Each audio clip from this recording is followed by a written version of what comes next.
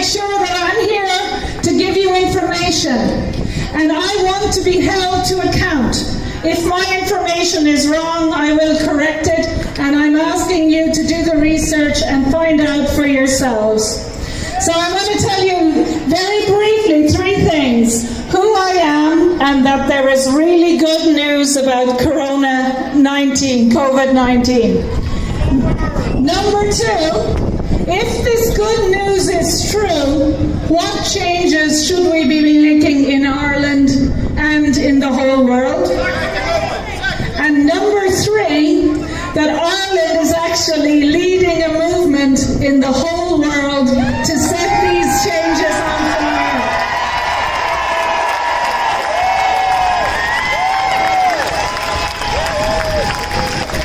I'll talk a little bit more at the end, but I just wanted to acknowledge, first of all of you for coming, all of our good friends in the police for keeping us safe today, all of you for ensuring this is a peaceful protest with lots of hope and lots of love. The opposite of fear is love. They want you to be afraid. You have to love yourselves, love each other, and love Ireland. We are the change. Truth and freedom. Truth and freedom. I'd like to pay tribute as well to a few people who have came from straight away to help me, and they include Eamon, they include Tracy O'Mahony, and most of all Dr. De Bruyne, who's here today.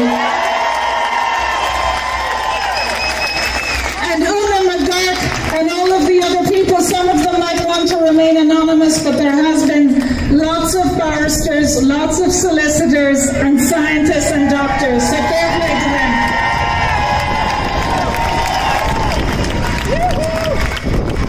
So just briefly on me, my name is Dolores Cahill, molecular biologist and immunologist.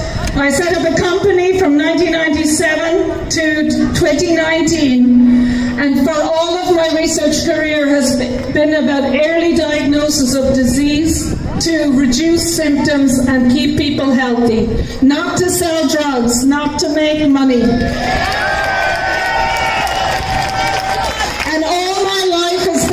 Research integrity, and for 15 years I've been a professor. For 10 years I was on the Government Advisory Science Council, and for 15 years I've been advising the EU as an expert. I'm only telling you that because my expertise is not just in science, but actually looking at the impacts of government policy in science, innovation and education on all of society.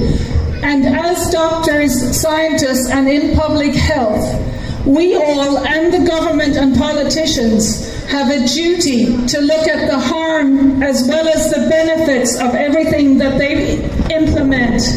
And what they're doing is not considering the harm from the lockdown versus the deaths associated with COVID-19, and this is wrong. So we need to choose truth, choose freedom, and tell them, no, this is wrong. So, the good news about COVID-19 is that it is a coronavirus, but the death rate, when it was announced, is 4,200 out of 7 billion in the whole wide world. So that means from December 2019 to the 11th of March 2020, 4,200 people died. So every death, of course, is a tragedy. And every unnecessary death is not just a tragedy, but it's almost a crime. And why we're here today is to say there has been unnecessary deaths, and we want to make sure that in this flu season, in the winter of 2020 and 2021, there will be no more unnecessary deaths. And this information has to get out. So truth and freedom.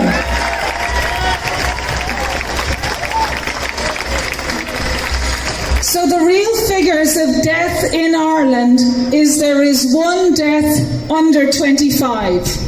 and that looks to be someone of the age of 17. So there is therefore no justification for the schools to be closed. Michael Levitt, Nobel Prize winner, said that all of the deaths are people with either 1, 2, or 3 underlying conditions, and they would have died in a month anyway. So therefore, people who have died, there are less than 20 people in Ireland who died in the whole 6 months under 55.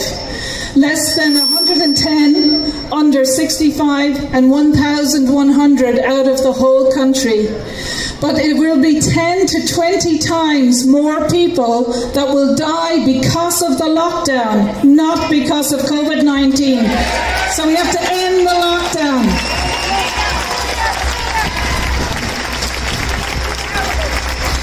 But the really good news is that there are treatments available so that there will be less deaths for other flu seasons in all the years to come. This is good news. This is good news. The treatments are inhaled steroids, ivermectin, and of course, as highlighted by the American frontline doctors, hydroxychloroquine.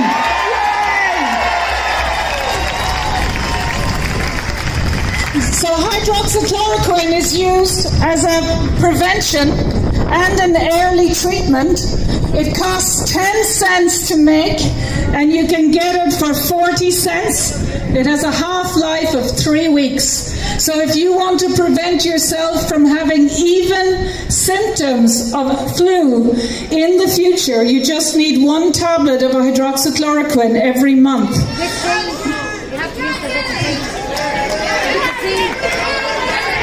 Cool. So the thing is, if there is a bond between scientists, doctors, public health officials, civil servants, the politicians, and you who pay our salaries.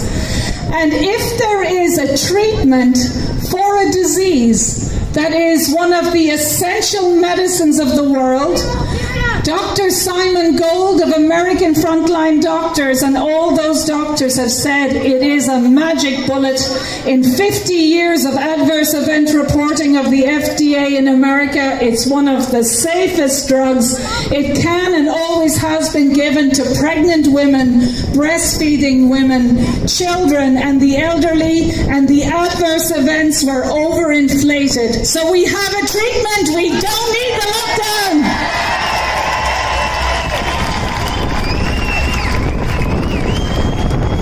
So I've spent 2 months on this report, which will be announced next week. But there is a graph there from World Data that the countries who gave hydroxychloroquine have much less deaths. The countries, including Ireland, that did not make hydroxychloroquine available are among the highest numbers of deaths. We need hydroxychloroquine. So truth and freedom, we need this health information. So this is the basis of what the changes should be to policy in Ireland and in the world. Because it would be like if someone had discovered an antibiotic and people were dying of pneumonia in Ireland back in the 20s and 30s. There was huge information that this antibiotic was safe and effective, but people were still dying of pneumonia. And people were well aware that this was happening. That are preventable deaths, and the people who are not allowing health information to be available should be held to account. The media, RTE, the journalists, and the politicians. So I am asking you to do something today, because everyone says, what can you do? What you have to do today is to go home and talk to your families, but write a letter to your doctor, your GP, and say, in September, October, are you going to prescribe hydroxychloroquine to the elderly in the care homes and the people at risk? And you know, someone of you would be interesting that we should have a register, not only of the doctors that are prescribing, but right to the Irish Medicines Organisation, the Minister for Health, every one of your TDs and the Taoiseach to say, are you going to make an essential medicine, one of the safest medicines in the world, approved by the FDA over 50 years ago, available to the elderly and the sick? And if you're not, why not? If you're not, why not? Hydroxychloroquine should be made available. This is freedom and truth.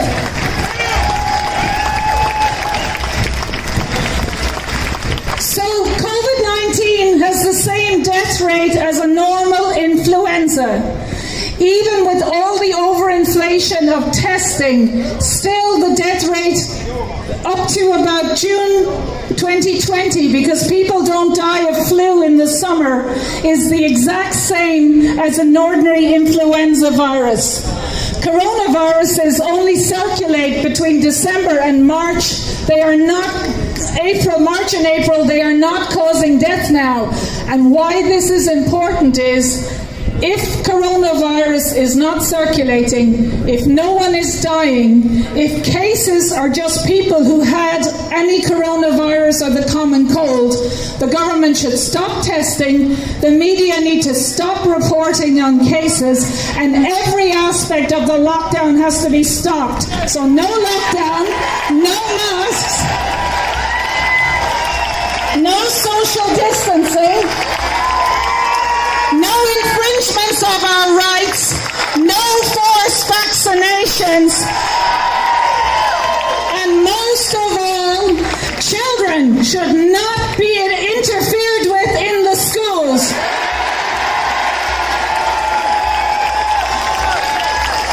It is psychologically damaging for children to be made afraid of viruses and invisible bacteria.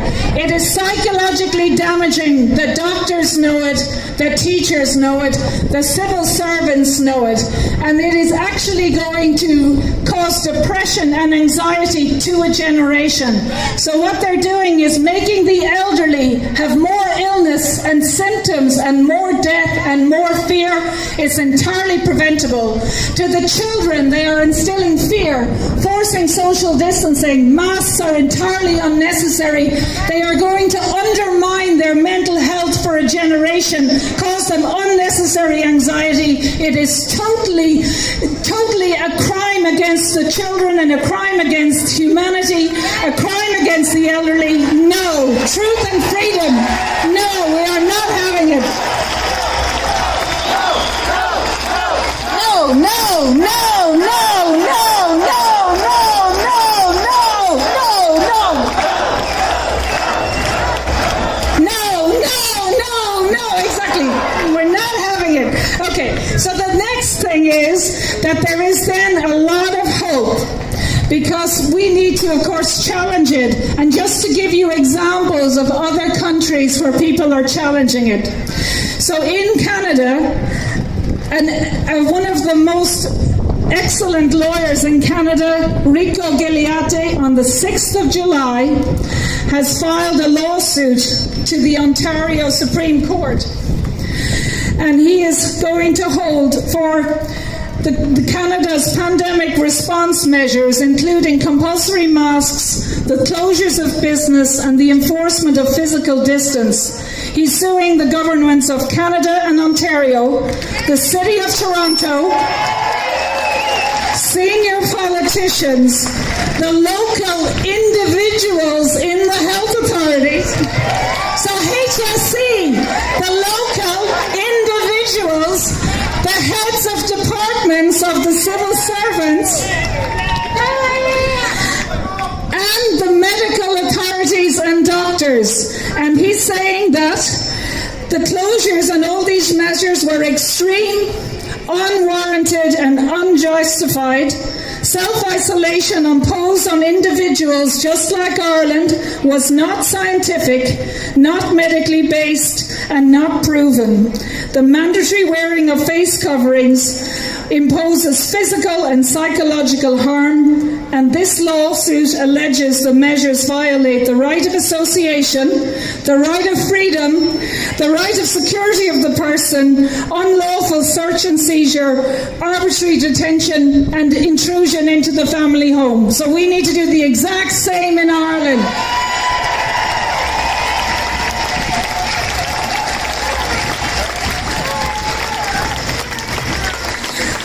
And one bright bit of good news that I just heard in the last few days is that in Poland, the Minister for Health, Lucas Szawowski, has resigned for the way Poland has handled the lockdown.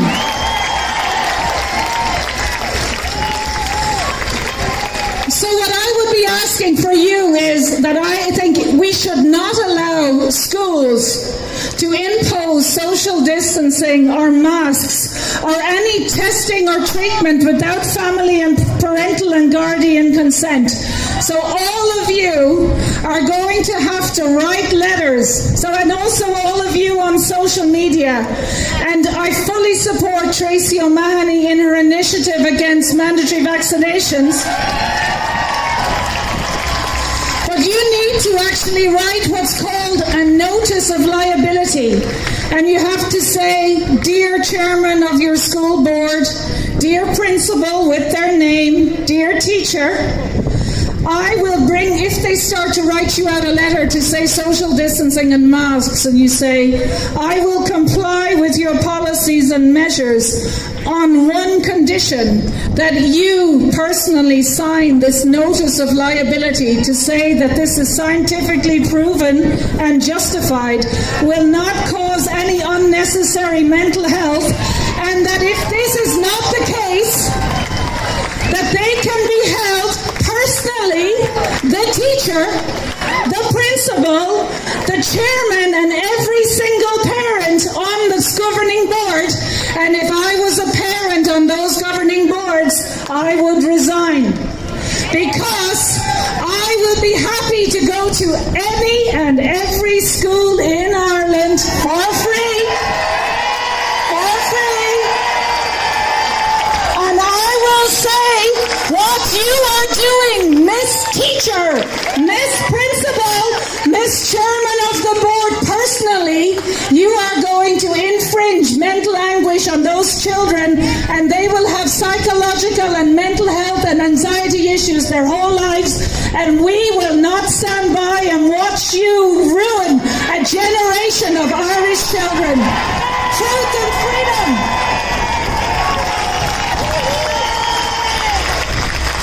So just as well, if you want to know a little bit of law in Ireland, I thought I would throw it out. And of course, if I'm wrong, I'm happy to be held accountable. But just that in Irish law, whether you're a scientist or a GP or a minister for health or a civil servant or an administrator in your local hospital or someone who owns or manages a care home or the care home workers or the nurses or the bus drivers or the police or anyone, while they all do great work, they have no legal right to infringe our human rights, our rights under the Constitution, and enforce masks or vaccinations.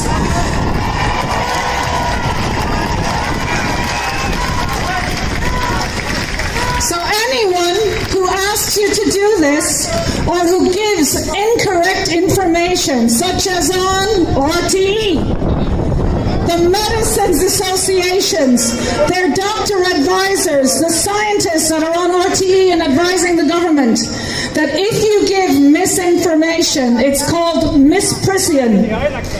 And you can be held personally liable, including under Sections 18 and Sections 19 of the Criminal Justice Act 2011.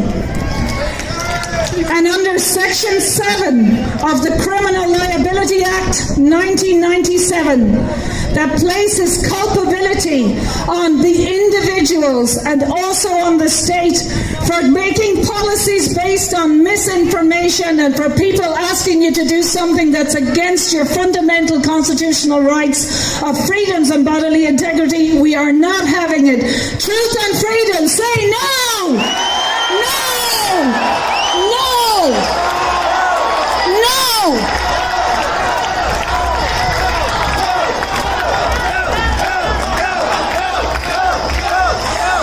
So on the 3rd of July 2020, HICWA came out with a report, and while all of the deaths in the care homes were a tragedy, and Dr. De Bruin, who I admire and respect and totally support, is speaking after me, that in the HICWA report they said that up to 800 of those deaths were probably not accountable to COVID-19, but in other countries like America, they said more than half of those deaths were preventable, including in the care homes, and we are not going to have the same type of deaths this winter. So say no! No! No! No! No! No! But what? No! No! No! No! No! No! No! No! No! But why I'm mentioning that is, and of course we know there are excellent teachers in Ireland, we know there are excellent guards, there are excellent care home workers, there are excellent scientists, they are us, they are our brothers and sisters, and we love them and we thank them for the work that they do. But if you feel that your care home or your elderly relative should have been given prevention like hydroxychloroquine, you can actually write to the coroner and ask for the reporting of those deaths, and then you can write to your doctor and send him and ask him or her, why did you not give my elderly relative hydroxychloroquine, you specifically, and while it won't bring your loved one back, it means their deaths, that they did not die in vain. And if we stand up and hold the doctor, even one doctor, one care home worker, one politician, one minister for account, when it comes to October 2020, hydroxychloroquine, ivermectin, vitamin D, C, zinc, and good nutrition will be made available to the elderly in our care homes, and that's what we want.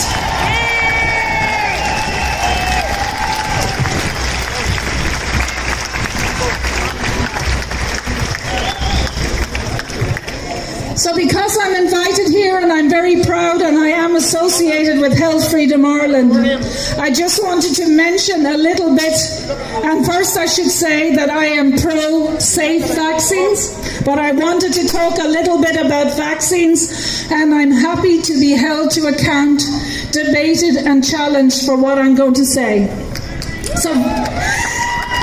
And this is just to pass the information, because if coronavirus and COVID-19 is the same death rate as an annual flu, and if there's a safe and effective prevention and treatment, which is a World Health Organization essential medicines of the world because it's so effective, hydroxychloroquine, then we do not need to lock down the country, but we do also not need compulsory or mandatory vaccinations. So say no! No to mandatory vaccinations! No!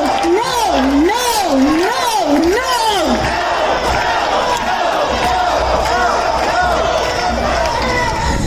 So just to remember as well, there was one death under 25 in Ireland in total. In all of this year, there are 6 deaths under 45. They are all tragic. There are less than 20. But under 55. But what the government is proposing is to mandatorily vaccinate it. And I have got information that in a reply to a Dáil question, the government said that they are going to buy 600,000 nasal vaccinations for children between... So there is no death in Ireland under 16, only one death under 25. So they are saying they are going to buy 600,000 flu vaccinations for children between 4 and 12 years old in Ireland in September. There is no need to vaccinate children against the flu, against all flu. So this is one of the reasons why we're here, and I would ask you to support as membership Health Freedom Ireland and Tracy O'Mahony. And you as parents, you have to stand up now. Parents in Ireland, talk to all of parents in your class. Parents, you have the responsibility to look after the welfare and well-being of your children. Do not rely on the state. Do not rely on what you're being told by RTE. I would totally say you take back your parental and guardian responsibility, and this vaccine is not necessary. Say no. No. No. Truth and freedom. So we don't need a vaccine for COVID-19, but just I wanted to read out some of the results from a candidate vaccine. And of course, I was censored, as you know, on YouTube for talking about nutrition, vitamins, zinc and hydroxychloroquine. And you have to ask yourselves, who has the right to censor health information for an essential medicine of the world, a magic bullet, one of the most essential and safe ingredients no one has? Say no! No censorship! No! So this is Modena, okay, the vaccine candidate, the results from a phase 1. So it caused 80% of phase 1 participants had side effects ranging from fatigue, 80%, 80%, chills, 80%, headache, 80%, muscle pain, 53%. And after the second dose, 100% of all participants experienced side effects. Do you want that? Do you want that vaccine? No! Say no! And of all of the groups in the second dose, they had either one or more significant side effect. So I would say there is no problem. We don't need a vaccine for a solution, but it could come up very quickly in emergency legislation. So each of you have to write a letter again, a notice of liability to the school, to your teachers, to your principals, to the governing board, and say, I am not giving permission for my 4-year-old to 12-year-old to get this vaccine. We don't want it. Say no. Truth and freedom. So I'm almost done. I just wanted to give you more good news. So I will be writing, I have written a report. It will be published next week. We'll want you to read it and challenge me and debate Dolores. If something is wrong, I will admit it. But about 6 weeks ago, I was talking to a lot of the scientists around the world, and actually for the last 3 months, we have been networking on all continents of the globe, and we hold Zoom meetings. And because we know we're up against, like a spider, where these health organizations that are often unelected, that they have the power, and we've been actually with pharmacists and doctors and whistleblowers around the world, we can see a pattern that hydroxychloroquine was withdrawn or destroyed at a certain time all around the world, that the media started to amplify non-existent adverse events, that people who had COVID-19 were transferred when it was known in January the elderly were a high-risk group. The people who had COVID-19 were transferred from hospitals to the elderly. Shame on them. And killing the elderly. Shame on them. Shame on them. Shame on them. And those very same elderly are now still locked up in care homes, and they can't hug their families. It's wrong. There is no need for it. Shame on them. Shame on them. Shame on them. Shame on them. Shame on them. Shame on them.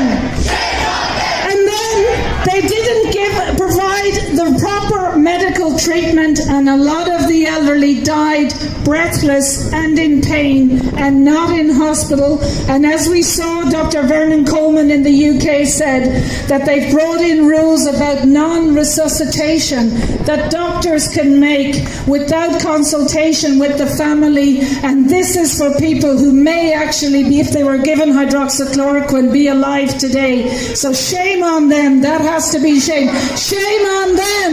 Shame on them. Shame on them. Shame on them. Shame on them. So we have now a network of 12 countries in the world where all of the lawyers are calling and doing public inquiries. But we have already distributed the information in case one or two of us might have disadvantages with our internet connections or our jobs, which some of them has. So we have a spider web network. We're going to liaise with all of the inquiries, but the medical doctors around the world are also liaising, and we are holding, I'm one of the main organisers, a rally in London on the 29th of August to end the lockdown, and we will have speakers like Senator Scott Jensen, a senator and medical doctor, and he was fired because he spoke about the changes to the cause of death certs. He was fired. He was a Minnesota Doctor of the Year, and he was an acting and elected senator. He was fired. Another doctor who I'm very proud to work with is Dr. Mohammed Adil, and he gave out a video in April 2020 for 4 papers about hydroxychloroquine, a surgeon with an unblemished record for 20 years, and he was asked to leave the hospital and fired because of that video. And he is one of the organisers, and the nurse Kate Shamari. So at this video or rally, we will have 15 doctors and nurses from around the world, including Dr. Sherry Tenpenny, but also the rally, the 500 doctors have actually organised together to generate an extra parliamentary inquiry in Germany, and they have asked if they can link up with us in London. So we are streaming, or our speeches will be filmed in London, and you may not have heard this because the RTE may have kept it from you, but on the 1st of August, when they held a rally in Berlin, 1.3 million people turned up to that rally. 1.3 million. So over 1% of the German population. And on the rally in Berlin, the 29th of August, they expect to have 2 million people at that rally. We are also, because of our networking countries, we are simultaneously, I'm organising rallies in Uruguay, Peru, Argentina, Mexico and Brazil. And I just want to give a shout out to our German colleagues in Leipzig to have a close relationship with us. They have had a rally at the same time as us. So if you just say hello to Leipzig today. Very good, thank you. So I'm just going to finish up just to say, you have to leave here today and take responsibility. If you are a parent or a grandparent, you can write to your local school and your local GP to say, we do not want you to destroy the next generation of children, no masks, no social distancing. And you can write to your TDs and to your GPs and say, are you going to prescribe hydroxychloroquine? Or to the politicians and the medical organizations, are you going to allow hydroxychloroquine for the elderly and the people that need it for influenza and COVID-19 infections? So truth and freedom, thank you very much. Truth